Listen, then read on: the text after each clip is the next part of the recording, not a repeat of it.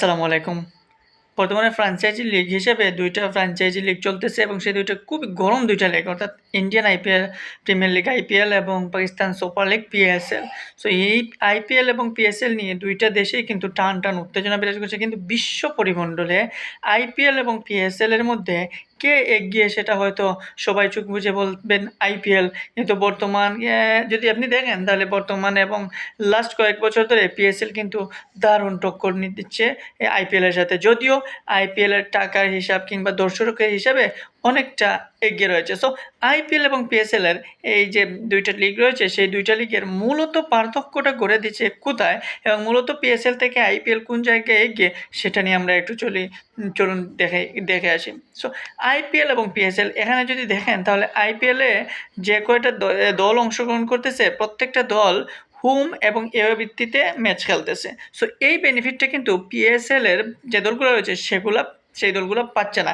এবং এই হোম এবং এওয়ে ভিত্তিতে খেলার কারণে যেটা হচ্ছে, প্রত্যেকটা ম্যাচে দর্শকে পরিপূর্ণ হচ্ছে। প্রতিটা ম্যাচেই দেখা যায় যে মাঠ ভর্তি দর্শক প্রত্যেকটা টিমের হয়ে দুর্দান্তভাবে সাপোর্ট দিয়ে যাচ্ছে। গ্যালারি থেকে স্লোগান দিচ্ছে, গ্যালারি থেকে প্লে কার্ড উঁচিয়ে ধরছে, প্লেয়ারদেরকে বিভিন্নভাবে প্লেয়ারদেরকে সুনাম বা প্রশংসা করতেছে। এইরকম অবস্থা আইপিএল আমরা দেখছি। তার উপর হচ্ছে ব্রডকাস্টিংটাও আইপিএলের হয়ে থাকে বিশ্ব পরিমণ্ডলে অনেক হাই কোয়ালিটির। সো এই হোম এবং এওয়ে ভিত্তির সাথে এই যে প্রতিটা ম্যাচে দর্শকের উন্মাদনা, দর্শক যে মাঠে চলে আসে, সেটাই হচ্ছে আইপিএলকে অনেকটা দিক এগিয়ে নিয়ে যায় এবং সেখানেই পিছিয়ে রয়েছে পিএসএল। যদিও এবার পিএসএলে দেখবেন যে ব্রডকাস্টিংটা খুব হাই কোয়ালিটির, ব্রডকাস্টিংটা দারুণ ব্রডকাস্টিং হয়েছে। এমনকি পিএসএলের দল সংখ্যাও বেড়েছে, পিএসএলের বড় প্লেয়ারদের সংখ্যাও বেড়েছে। বিশ্বের বিভিন্ন ভাগা প্লেয়াররা এই মুহূর্তে পিএসএল খেলতেছে, যেমন আইপিএলও খেলতেছে, পিএসএলও খেলতেছে। বাংলাদেশের অনেক প্লেয়াররাও রয়েছেন পিএসএলে। যদিও এবার আইপিএল নিয়ে অনেক বাংলাদেশ এবং আইপিএল কর্তৃপক্ষ এর মধ্যে অনেক ঝামেলা সৃষ্টি হয়েছিল মুস্তাফিজ ইস্যুকে নিয়ে।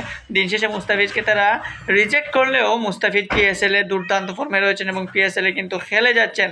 সো এখানে মূলত যে বিষয়টা আইপিএলকে পিএসএল থেকে এগিয়ে নিয়ে যায়, সেটাই মূলত হচ্ছে এই হোম ভিত্তিতে ম্যাচ এবং সেখানে দর্শকদের উন্মাদনা। প্রতিটা ম্যাচে গ্যালারি ভর্তি দর্শক, কিন্তু সেই গ্যালারি ভর্তি দর্শকটা আমরা পিএসএলে পাকিস্তানের মাঠে দেখতে পাই না।